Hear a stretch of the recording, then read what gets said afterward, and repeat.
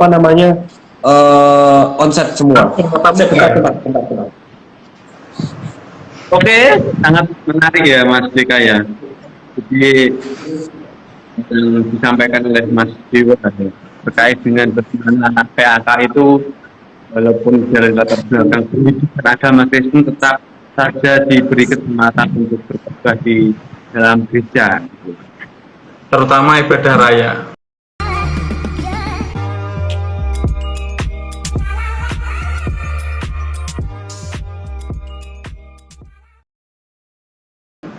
Yes, lanjut lagi.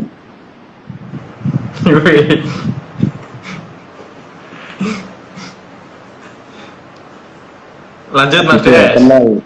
Ada waktu nih. Oh siap Mas Aditya. Semua pasti ada waktunya. Waktu Tuhan pasti yang terbaik. Mas Dewa masih lanjut ya, masih semangat ya, karena ini komentar dari Mas Aditya. Tenang wah, kabeh ana waktune ya. Ya, makasih Aditya. Mas Dewa, saya masih penasaran ini ya. Jadi saya mendengar dari sharingnya Mas Dewa barangkali atau dari anak yang latar belakang pendidikan agama Kristen masih diberi kesempatan ya, baik dari di gereja sendiri atau di tempat praktek gitu ya, masih diberi kesempatan dari latar belakang pendidikan agama Kristen untuk menyampaikan renungan atau khotbah.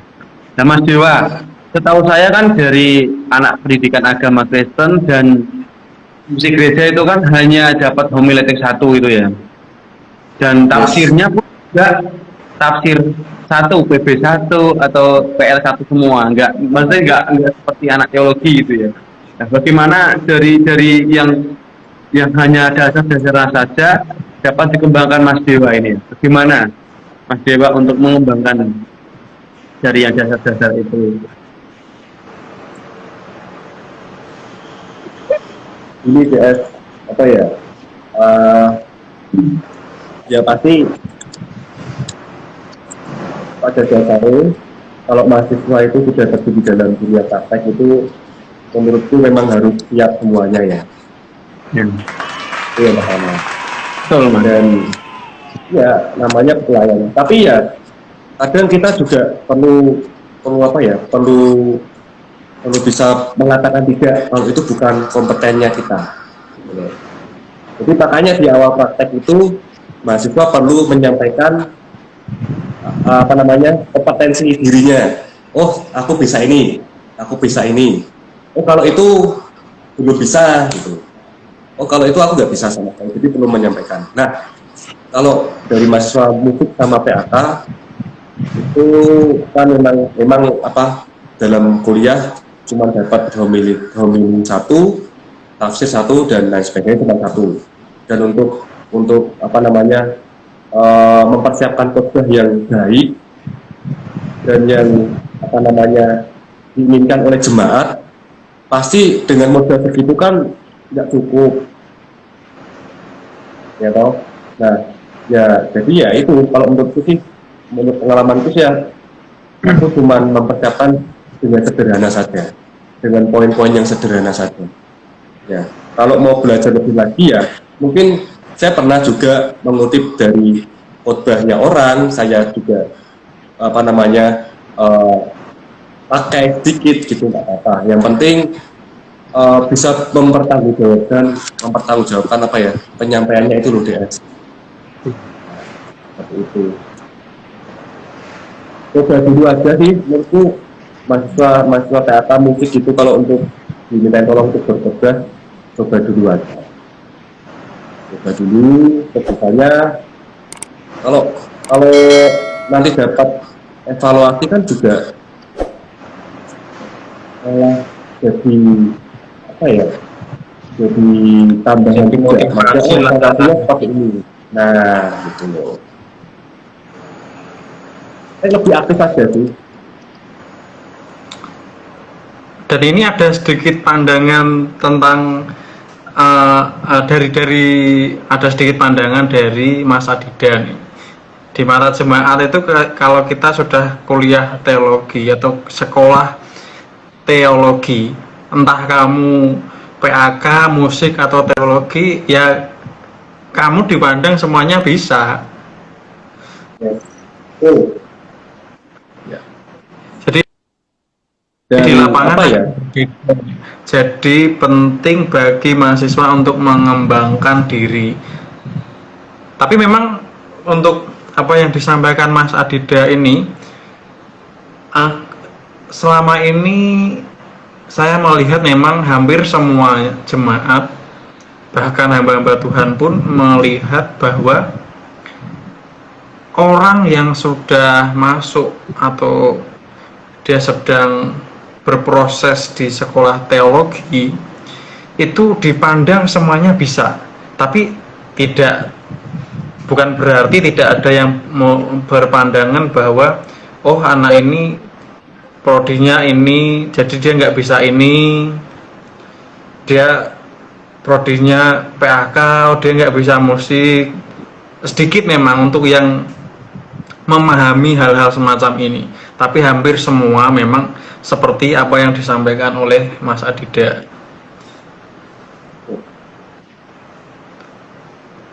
Hampir semua, tidak semua, tapi ya hampir semuanya. Oh, Beka, saya mau sharing dikit nih. Tapi Oke, di luar apa namanya, di luar hermeneutik ini ya. Nah, saya itu di tempat praktek ini malah bisa mengembangkan diri lebih jauh lagi. Sebelum saya praktek, aku tuh belum bisa main namanya keyboard. Dan keyboard itu belum lancar. Nah, di praktek pun saya masih punya waktu untuk belajar keyboard itu banyak. Makanya sekarang aku itu lebih bisa untuk main keyboard. Dan besok ketika Natal itu malah ngiringin salah satu anak cewek untuk pelayanan, untuk nyanyi solo di perayaan Natal. Oh, ini pura deg-degan nih. Itu kalau aku gini, kalau prinsipku ya, kalau aku dikasih kepercayaan orang, tanggung jawab itu, berarti orang tersebut sudah menilai diriku itu sudah bisa. Ya tak ambil, kepercayaan itu tak ambil. Nah, terus yang kedua, di dalam nanti perayaan Natal itu ada apa namanya, paduan suara. Tuh, saya ngambil pelayanan juga untuk apa? Untuk melatih paduan suara, untuk jadi conducting. Bukan di dalam PAK kan di dalam PAK kan cuma dapat namanya musik PAK 1 atau apa? Apa tuh? Pengantar musik untuk PAK ya. Apa? Pengantar musik gereja lah pokoknya. Mas. Hah? Nah aku pengantar musik gereja kayak, nah sampean nggak ngerti aku. Ya, kayak gue lah. Kayak itu kan cuma dapat pengantar musiknya kan, cuma satu kan, cuma dapat pengantarnya. Nah itu juga berguna loh di dalam lingkup praktek loh. Nah, makanya aku bisa sedikit demi sedikit ngajari jemaat untuk paduan suara, untuk tampil paduan suara. Karena dulu ketika sebelum kuliah, aku juga pernah jadi salah satu peserta paduan suara. Jadi tahulah kalau guru itu ngajari paduan suara seperti apa, nah itu tak praktekin. Bayang-bayang kayak aku yang ngajari kok piye ya. Pertamanya itu kudu AC, kedua itu kudu pemanasan suara C. Terus habis itu belajar not. Dan itu di bareng-bareng. Iso, yo, jajan. Kan apa kayak apa ya? Kebanggaan diri sendiri gitu loh. Nah, itu. Berarti memang Mas Dewa ini cepat tanggap ya untuk belajar ya. Ya, nek cepat tanggap berarti aku kudu engko kerjane ning kuwi pemadam kebakaran, Bro. Ya, seperti itu. Oh, teori musik 1. Iya, tuh teori musik 1 tuh katanya Mas Adida itu. Dan jangan malu untuk bertanya sama teman-teman yang biasa sih ya. Misalnya kalau dari lintas prodi gitu mau tanya nggak apa-apa. Misalnya aku mau tanya tentang apa namanya cara ngabani 4/4 atau 3/4. Aku tanya sama mahasiswa musik gitu loh. Jadi saling koordinasi, saling bertukar ilmu. Gitu. Berarti terbilang berhasil ya Mas Dewa ya praktek di situ ya, karena satu sisi bisa melayani jemaat di situ. Di satu sisi Mas Dewa juga bisa mengembangkan diri. Ya. Apalagi Oke, Mas DS gantian kembali ke pembicaraan kita. Oke, terima kasih Mas Dewa dari sharingnya ya. Jadi banyak perkembangan ya Mas Dewa ya, menyadari banyak perkembangan ketika praktek di Nangka Jajar. Ya. Dari saya ada satu lagi Mas Dewa. Jadi ini kan latar belakang Mas Dewa kan PAK ya. Bagaimana membedakan berkhotbah itu dengan pengajaran PAK Mas Dewa? Sangat berbeda ya. Jadi dari latar belakang Mas Dewa. ya, kalau buat aku sendiri, khotbah sama pengajaran PAK itu pasti ya ada bedanya, pasti beda. Setauku ya khotbah itu ya khotbah di dalam ibadah, khotbah, ya kan? Namanya khotbah itu kan berarti ada orang yang menyampaikan firman Tuhan, dan khotbahnya itu merupakan salah satu pelayanan yang utama di dalam merupakan pelayanan yang penting di dalam ibadah khotbah itu. Jadi selain pelayanan di luar khotbah itu nomor sekian, tetapi dalam ibadah khotbah itu yang paling penting. Dan jadi ya perlu untuk mengembangkan dan mendalami homiletik ini. Jadi ada gini, ada yang tafsirannya bagus, pinter, kayak S2 atau S3 gitu, tafsirannya bagus, tapi menyampaikannya kepada jemaat itu nggak menarik. Itu kan berarti ya nggak sukses kan. Nah, ada juga yang menyampaikannya menarik, bikin nggak ngantuk, bisa guyu, ya kan? Tapi tafsirannya kesana sini, waduh, bikin bingung, kan juga nggak berhasil. Nah, makanya menurutku sih perlu imbang ya, penyampaiannya bagus, tafsirannya juga bagus. Maka dari itu, khotbah itu adalah orang yang mencintai Alkitab. Jadi dia tahu isi Alkitabnya seperti apa, dia tahu ilmunya homiletik seperti apa, dari pendahuluan, isi maupun penutup, dan teknik-teknik penyampaiannya juga menguasai. Nah, tapi kalau pengajaran PAK, menurutku itu berbeda dengan khotbah ya. Kalau pengajaran PAK juga sama, samanya menyampaikan ke orang lain, menyampaikan tentang kabar baik, menyampaikan tentang menyampaikan tentang isi Alkitab. Tapi pengajaran PAK itu ada strukturnya. Ya, tadi di dalam sekolah itu ada namanya perangkat pembelajarannya, ada RPP-nya, silabusnya, ada KD1, KD2-nya. Dan menurutku sih sama-sama susah ya, khotbah sama pengajaran PAK itu sama-sama susah. Dan persiapannya sama-sama ribet. Gitu. Apalagi kalau nyusun perangkat pembelajaran, di sini tuh pernah ya, saya bantu kepala sekolah itu MKKS.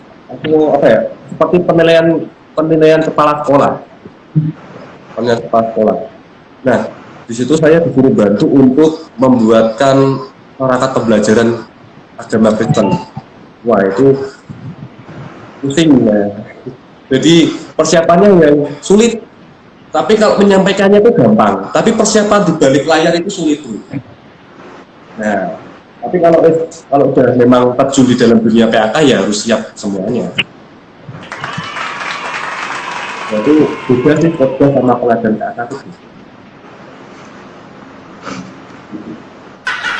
Kamu juga ini. Aku mau memberi komentar Mas Dewa.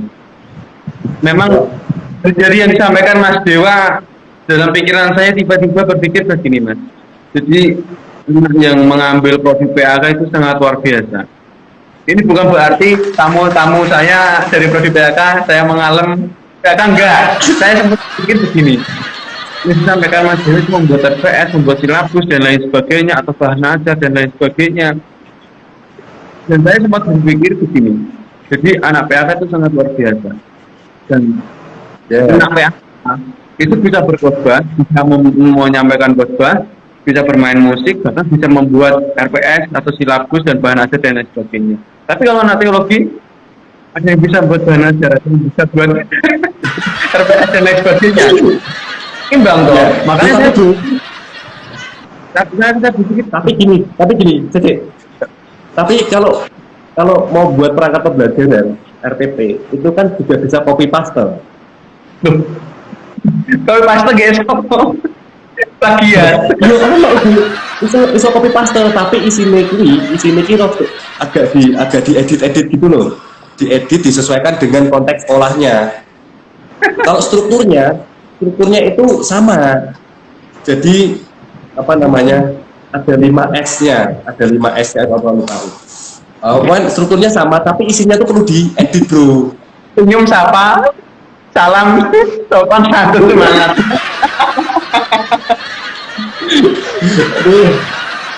Ya sih.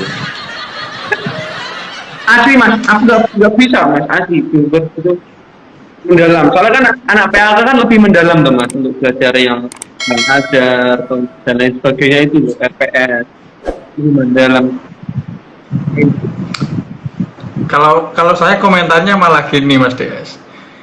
Semua prodi punya nilai plusnya masing-masing. Jadi PAK yang sudah disampaikan Mas DS tadi itu bisa dibilang poin plusnya anak-anak PAK lah terkait banyak hal, entah pembuatan kurikulum atau apa. Nah, anak musik pun juga punya nilai plus sendiri. Entah dia mengaransemen, entah nanti dia berkhotbah juga di next part ya.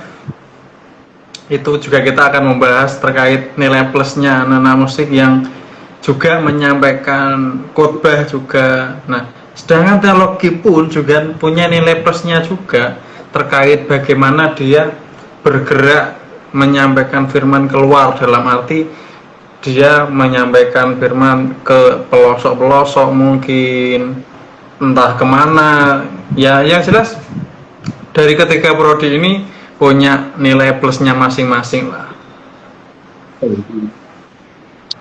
Pasti itu bro. Jadi saya kira-kira itu yang diobrolkan itu mas. Ada tambahan lagi Mas Dewa? Ya. Intinya tetap kembali ke tema ya, homiletik bagi PAK. Jadi anak-anak PAK tuh saya sendiri pun juga perlu yang namanya homiletik ini. Bukan. Dan mungkin cukup ya, homiletik 1 itu udah cukup sih buat anak-anak PAK. Jadi nggak perlu tambah lagi homiletik 2 atau enggak, homiletik 1. Nanti yang lebihnya tuh belajar sendiri gitu loh, mengembangkan sendiri. Nah, itu sampai dos. Setidaknya udah tahu kerangka khotbahnya seperti apa.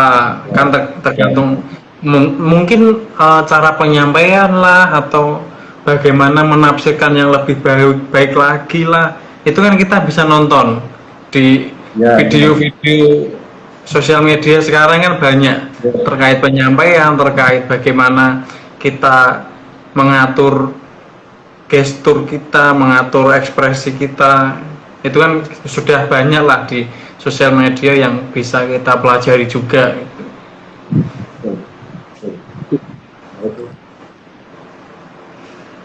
Oke, guys. Selesai nih. Jadi homiletika bagi PAK itu seperti itu. Seperti apa yang disampaikan oleh Mas Dewa. Memang punya hambatan terkait persiapan khotbah, persiapan penafsiran. Mungkin juga punya hambatan juga dalam diri sendiri, entah nggak pede, entah nggak bisa ngomong di depan orang banyak, entah bagaimanapun itu. Tapi dari situ kalau kita bisa mencapai keberhasilan dalam menyampaikan firman Tuhan, bisa menyampaikan bisa mencapai keberhasilan, dalam arti keberhasilannya jemaat bisa tahu apa yang kita sampaikan itu ada kepuasan diri sendiri gitu loh. Oke. Terima kasih Mas Dewa. Sama-sama. Waktu di tengah kesibukan persiapan Natal. Masih ada Natal nih Mas? Masih tanggal 22 nanti nanti sore jam 5 saya diundang untuk perayaan di Pos PI itu dekat Bromo sana. Terus tanggal 22 perayaan Natal umum di pusat, tanggal 25 ibadah Natal, tanggal 26 ibadah biasa. Wah, masih sibuk ternyata Mas Dewa ya. Mas Dewa, sip. Terima kasih buat waktunya ya Mas Dewa. Terima kasih Mas Dewa. Lancar terus prakteknya. Kita bertemu lagi nanti di wisuda bersama. Oke, siap. Tak tunggu. Ya. Terus prakteknya garap orang ya ora wisuda ngono lho. Jadi terus prakteknya garap ora ya ora wisuda. Oke. Pokoknya semangat ya Mas Dewa buat laporannya, buat prakteknya, biar bisa segera diwisuda karena Anda sudah angkatan tua. Tua ya, yes. Sampaikan terima kasih juga kepada pemilik akun Instagram yang dipakai Mas Dewa sudah membantu. Maaf kalau tadi. Sampai jumpa di episode selanjutnya, tetap di Depa Official. Depa pun cerita. Oke, dadah. Oke.